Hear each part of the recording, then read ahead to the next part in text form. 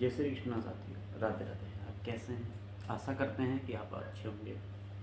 साथियों, आप नित्य प्रति भागवत जी को श्रवण करते हुए आ रहे हैं। माघ मास के पावन महीने में आप नित्य प्रति भागवत जी का रसपान कर रहे हैं।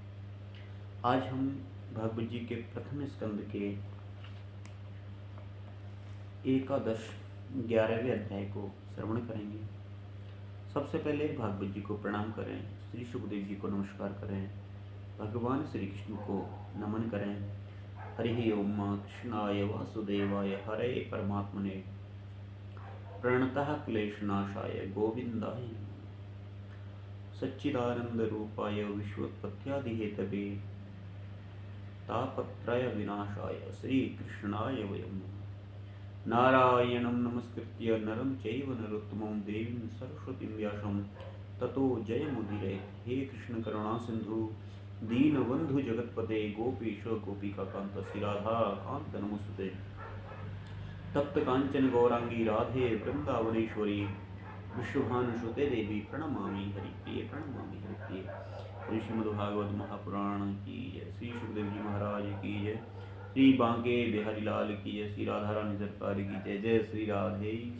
आइए साथियों, प्रवेश करें। सबसे पहले आप सब श्रवण करेंगे प्रथम स्कंद के एकादश अध्याय के पहले श्लोक को। अथ एकादशोऽध्यायः। द्वारका में श्री कृष्ण का राजोचित स्वागत। क्योंकि यहाँ से जैसी ठाकुर जी इससे पहले के अध्याय में दसम अध्याय में आपने श्रवण किया कि वहाँ से पांडवों को विजय श्री दिलाने के बाद में जैसे ठाकुर जी द्वारका के लिए निकलते हैं, तो किस प्रकार से सभी उनके जो अनुयायी थे, उनको मानने वाले थे, किस प्रकार से भगवान की विदाई किस तरीके से की और उन्हें कितनी पीड़ा भी हुई, क्योंकि वो नहीं चाहते थे कि ठाकुर जी हमसे दूर जाएं। अब जैसे यहाँ से ठाकुर जी निकले हैं और द्वारका में उनका किस प्रकार से स्वागत सत्कार हुआ, ये आप सब श्रवण करेंगे। तो आइए हम श्रवण करें, प्रारंभ करें। सूत उवाच। आनर्तान् स उपव्रज स्ववृद्ध्यान् जनपदान् स्वकान् दद्मौदरवरं तेषां विषादं समयन्नेव। सूत जी कहते हैं कि कृष्ण ने अपने समृद्ध आनर्त देश में पहुंचकर वहां के लोगों की विरह वेदना बहुत कुछ शांत करते हुए अपना श्रेष्ठ पांचजन्य नाम का जो शंख है भगवान श्री कृष्ण के पास में, कौन सा शंख है? पांचजन्य नामक शंख बजाया। भगवान के होठों की लाली से लाल हुआ वह श्वेत वर्ण का शंख बजते समय उनके कर कमलों में ऐसा शोभायमान हुआ जैसे लाल रंग के कमलों पर बैठकर कोई राजहंस उच्च स्वर से मधुर गान कर रहा था। भगवान के शंख की वह ध्वनि संसार के भय को भयभीत करने वाली है।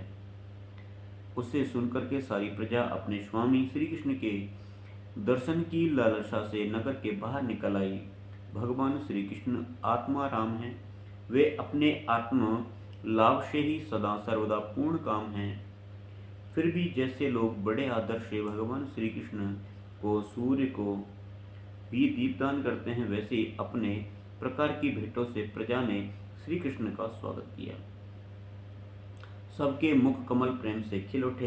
वे हर्ष और गदगद वाणी से उनके सुहृद और संरक्षक भगवान श्री कृष्ण की ठीक वैसे ही स्तुति करने लगे जैसे बालक अपने पिता के से अपनी तोतली भाषा बोली में बातें करते हैं।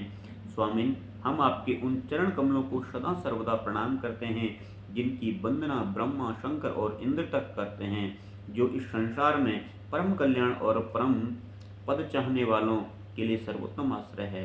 उनकी शरण लेने पर परम समर्थ काल भी वह बालक बांका नहीं कर रहा, वह बालक जो है बांका नहीं कर सकता। विश्वभावन आप ही हमारे माता, सुहृद, स्वामी और पिता हैं। आज आप हमारे सद्गुरु और परम आराध्य देव हैं। आपके चरणों में सेवा से हम कृतार्थ हुए, आपकी सेवा करके हम कृतार्थ हुए हैं और कृतार्थ हो रहे हैं। आप ही हमारा कल्याण करें। आहा, हम आपको पा करके सनाथ हो गए, क्योंकि आपके सर्व सौंदर्य सार अनुपम रूप का हम दर्शन करते रहते हैं। कितना सुंदर मुख है, प्रेमपूर्ण मुस्कान से स्निग्ध चित्त मन, यह दर्शन तो देवताओं के लिए भी दुर्लभ है। कमल नयन श्री कृष्ण, जब आप हम अपने बंधु बांधवों से मिलने के लिए हस्तिनापुर अथवा मथुरा ब्रजमंडल चले जाते हैं, तब आपके बिना हमारा एक एक क्षण कोटि कोटि वर्षों के समान लंबा हो जाता है। आपके बिना हमारी दशा वैसे हो जाती है जैसे सूर्य के बिना आंखों की। और भक्त वत्सल भगवान श्री कृष्ण प्रजा के मुख से ऐसे वचन सुनते हुए और अपनी कृपामयी दृष्टि से उन पर अनुग्रह की वृष्टि करते हुए द्वारका में प्रविष्ट हुए। जैसे नाग अपनी नगरी भोगवती पातालपुरी की रक्षा करते हैं, वैसे भगवान की वह द्वारकापुरी भी मधु, भोज और दशार्ध, अर्ह, ककुर, अंधक और वृष्णिवंशी यादवों से, जिनके पराक्रम की तुलना और किसी से भी नहीं की जा सकती है, सुरक्षित थी। वह पूरी समस्त ऋतुओं के संपूर्ण वैभव से संपन्न एवं पवित्र वृक्षों एवं लताओं से के कुंजों से युक्त थी। स्थान स्थान पर फलों से पूर्ण उद्यान, पुष्प वाटिकाएं एवं क्रीड़ा भवन बने हुए थे। बीच बीच में कमल युक्त सरोवर नगर की शोभा बढ़ा रहे थे। नगर के फाटकों, महलों और दरवाजों, सड़कों पर भगवान के स्वागतार्थ बंदर द्वार लगाए गए थे और चारों ओर चित्र विचित्र ध्वजा पताकाएं फहरा रही थीं। उनके उन स्थानों पर धाम का कोई प्रभाव नहीं पड़ रहा था। उनके राजमार्ग अन्य सड़कें, बाजार, चौक, झाड़ बुहार कर सुगंधित जल से सींच दिए गए थे और भगवान के स्वागत के लिए वर्षाएं होते हुए फूल अंकुर चारों ओर बिखरे हुए थे। घरों के प्रत्येक द्वार पर दही, अक्षत, फल, ईख, जल से भरे हुए कलश, उपहार की वस्तुएं और धूप दीप आदि सजा करके रखे हुए हैं। उदार शिरोमणि वसुदेव, अक्रूर, उग्रसेन, अद्भुत पराक्रमी बलवान प्रद्युम्न, चारों देश और जाम्बवती नंदन शाम्बकी ने जब सुना कि हमारे प्रियतम भगवान श्री कृष्ण आ रहे हैं, तब उनके मन में इतना आनंद उमड़ा कि इन लोगों ने अपने ही सभी आवश्यक कार्य जो हैं वो सभी छोड़ दिए। क्योंकि कुछ लोग जो हैं अपने अपने कार्यों में लगे हुए थे। उन्होंने जैसे भगवान के बारे में सुना तो आवश्यक कार्य जो है वो छोड़ दिए और सोना, बैठना, उठना और भोजन आदि छोड़ दिए। प्रेम के आवेग से उनका हृदय उछलने लगा। वे मंगल शकुन हुए मांगलिक सामग्रियों से सुसज्जित ब्राह्मणों को साथ में लेकर के चले और शंख और तुरई आदि बाजे बजने लगे, विद्युत ध्वनि होने लगी। वे सब हर्षित होकर के रथों पर सवार हुए और बड़ी आनंद बुद्धि से भगवान की अगवानी करने चले। साथ ही भगवान श्री कृष्ण के दर्शन के लिए उत्सुक सैकड़ों श्रेष्ठ वीरांगनाएं, जिनके मुख कपोलों पर चपल चमचमाते हुए कुंडलों की कांति पड़ने से बड़े सुंदर दिखते थे, पालकियों पर चढ़कर भगवान की अगवानी के लिए चली और बहुत से नट, नाचने वाले, गाने वाले, विरद बखाने वाले, सूत, मागध और बंदीजन भगवान कृष्ण के अद्भुत चरित्रों का यह गायन करते हुए चले। भगवान श्री कृष्ण ने बंधु बांधवों, नगरियों और सेवकों से उनकी योग्यता के अनुसार अलग अलग मिलकर के सबका सम्मान किया और किसी को सिर झुका कर प्रणाम किया, किसी को वाणी से अभिनंदन किया, किसी को हृदय से लगाया, किसी से हाथों को मिलाया, किसी की ओर देख करके मुस्कुरा भर दिए और किसी को केवल प्रेम भरी दृष्टि से देख लिया। जिसकी जो इच्छा थी उसे वही वरदान दिया है। इसीलिए कहते हैं कि जाकी रही भावना जैसी, प्रभु मूरत देखी तिन तैसी। कोई भगवान को मित्र मानता है, कोई सखा मानता है, कोई स्वामी मानता है, कोई परमात्मा मानता है। भगवान को जिस दृष्टि से कोई देख रहा है, भगवान उसी दृष्टि से उसको देख रहे हैं और उसे वरदान दिया है परमात्मा ने। इस प्रकार से चांडाल पर्यंत सबको संतुष्ट करके गुरुजन, सपत्नी, ब्राह्मण और वृद्धों का तथा दूसरे लोगों का भी आशीर्वाद ग्रहण करते हुए, बंदी जनों से विरुद्धावली सुनते हुए सबके साथ भगवान श्री कृष्ण ने नगर में प्रवेश किया। सौनक जी, जिस समय भगवान राजमार्ग से जा रहे थे, उस समय द्वारका की कुल कामनियां भगवान के दर्शन को ही परम आनंद मान करके अपनी अपनी अटारियों पर चढ़ गईं। भगवान का वक्षस्थल मूर्तिमान सौंदर्य लक्ष्मी का निवास स्थान है। उनका मुखारविंद नेत्रों के द्वारा पान करने के लिए सौंदर्य सुधा से भरा हुआ पात्र है। उनकी भुजाएं लोकपालों को भी शक्ति देने वाली है। उनके चरण कमल भक्त परमहंसों को आश्रय देते हैं। उनके अंग अंग शोभा के धाम हैं। भगवान की इस छवि को द्वारकावासी नित्य निरंतर निहारते रहते हैं और फिर भी उनकी आंखें एक क्षण के लिए भी तृप्त नहीं होती। द्वारका के राजपथ पर भगवान श्री कृष्ण के ऊपर श्वेत वर्ण का छत्र तना हुआ था। श्वेत चवर डुलाए जा रहे थे। चारों ओर पुष्पों की वर्षा हो रही थी। वे पीतांबर वनमाला धारण किए हुए इस समय वे ऐसे शोभायमान हुए जैसे मानो श्याम मेघ एक ही साथ सूर्य, चंद्रमा, इंद्रधनुष और बिजली से शोभायमान हो रहे हों। भगवान सबसे पहले अपने माता पिता के महल में गए। वहां उन्होंने बड़े आनंद से देवकी और आदि सभी माताओं को चरणों पर सिर रख करके प्रणाम किया और माताओं ने उन्हें अपने हृदय से लगा करके गोद में बैठा लिया और स्नेह के कारण उनके स्तनों से दूध की धारा बहने लगी। उनका हृदय हर्ष से विह्वल हो गया और वे आनंद के आंसुओं से उनका अभिषेक करने लगी। माताओं से आज्ञा लेकर वे अपने समस्त भोग सामग्रियों से संपन्न सर्वश्रेष्ठ भवन में गए। उसमें 16,000 पत्नियों के अलग अलग महल थे। अपने प्राणनाथ भगवान श्री कृष्ण को बहुत दिन बाहर रहने के बाद में घर आया देखकर रानियों के हृदय में बड़ा आनंद हुआ। उन्हें अपने निकट देखकर वे एक ध्यान छोड़कर उठ खड़ी हुई। उन्होंने केवल आसन को ही नहीं बल्कि उन नियमों को भी त्याग दिया जिन्हें उन्होंने पति के प्रवासी होने पर ग्रहण किया था। उस समय उनके मुख और नेत्रों में लज्जा छा गई। क्या आ गई थी? लज्जा। लोक लाज शर्म के कारण से भगवान को देख करके शर्माने भी लगी और भगवान के प्रति उनका भाव बड़ा ही गंभीर था। उन्होंने पहले ही मन फिर नेत्रों के द्वारा तत्पश्चात पत्रों के बहाने शरीर से उनका आलिंगन किया।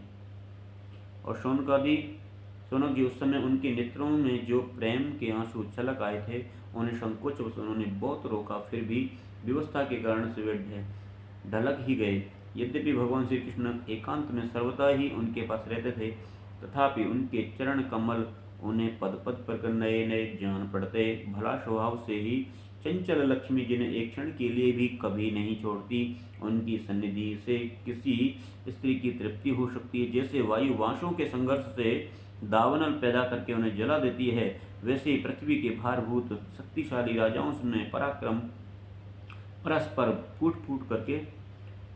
फूट डाल करके बिना शस्त्र ग्रहण किए ही भगवान श्री कृष्ण ने उन्हें कई अक्षौहिणी सेना सहित एक दूसरे से मरवा डाला और उनके बाद में आप भी उपराम हो गए। साक्षात परमेश्वर ही अपनी लीला से इस मनुष्य लोक में अवतीर्ण हुए थे और सहस्त्रों रमणीय रत्नों में रह करके उन्होंने साधारण मनुष्य की तरह क्रीड़ा की, जिनकी निर्मल और मधुर हंसी उनके हृदय के उन्मुक्त भावों को सूचित करने वाली थी, जिनकी लचीली चितवन की चोट से बेसुध होकर के विश्वजीत कामदेव भी अपने धनुष का परित्याग कर दिया था। वे कमलनीय कामनी अपने काम विलासों से जिनके तन में तनिक भी क्षोभ नहीं पैदा कर सकी, उन असंग भगवान श्री कृष्ण को संसार के लोग अपने ही समान कर्म करते देख करके आसक्त मनुष्य समझते हैं। ये उनकी मूर्खता है। क्यों?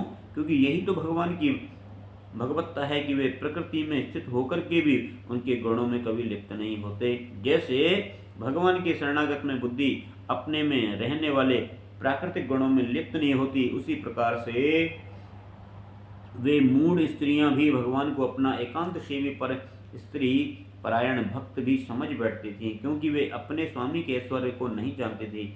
ठीक वैसे ही जैसे अहंकार की वृत्तियां ईश्वर को अपने धर्म से युक्त मानती हैं। इति श्रीमद्भागवते महापुराणे पारमहंस्यां संहितायां प्रथम स्कंदे नैमिषि योपाख्याने कृष्ण द्वारका प्रवेशो नामैकादशोऽध्याय। कृष्णाय वासुदेवाय हरे परमात्मने प्रणतः क्लेशनाशाय गोविंदाय नमो नमः। गोविंदाय नमो नमः। हे कृष्ण करुणा सिंधु और दीनबंधु जगतपते गोपीश गोपिका कांत श्री राधा कांत नमोस्तुते। साथियों, आपने श्रवण किया प्रथम स्कंद का 11 अध्याय। कल हम 12 अध्याय को श्रवण पान करेंगे। कल परीक्षित जी का जन्म। तो आइए हम यहीं पर ठाकुर जी को नमन करते हुए विश्राम करते हैं। श्री कृष्ण गोविंद हरे मुरारे, हे नाथ नारायण वासुदेवा। श्री कृष्ण गोविंद हरे मुरारे, हे नाथ नारायण वासुदेवा। बोल बांके बिहारी लाल की जय। श्री राधा रानी सरकार की जय। श्रीमद्भागवत महापुराण की जय। जय जय श्री राधे, जय जय श्री राधे, जय जय श्री राधे श्याम। जो भी हमारे दर्शक ये भागवत जी को श्रवण कर रहे हैं, आप ये हिंदी के माध्यम से श्रवण कर रहे हैं, जो भी भक्तगण हमारी भागवत जी को श्रवण करना चाहते हैं, हमारा यूट्यूब चैनल है एस्ट्रो मोबी ज्योतिष केंद्र। उस पर आप गूगल पर सर्च मारोगे तो हमारा चैनल मिल जाएगा।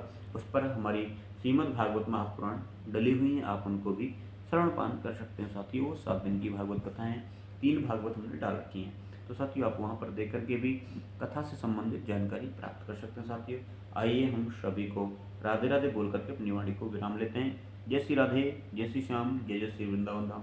राधे राधे।